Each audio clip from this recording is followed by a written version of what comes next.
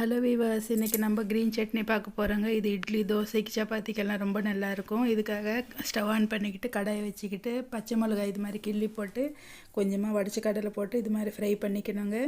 வடித்த கடலை ரொம்ப கலர் சேஞ்ச் ஆகக்கூடாது. இது ஆற வச்சுக்கிட்டு மிக்ஸி ஜாரில் போட்டுக்கிட்டேன். இப்போ ஒரு அரை கப்பு தேங்காய் துரு போட்டிருக்கேங்க. இது போட்டுட்டு கொஞ்சம் கொத்தமல்லி போட்டுக்கலாம். பூண்டு பல் நல்லா தோல் உரிச்சிட்டு ஒரு 4 பூண்டு பல் போடுறேங்க. இது பச்சையாகவே சேர்த்துக்கணும் பூண்டு பல்லை.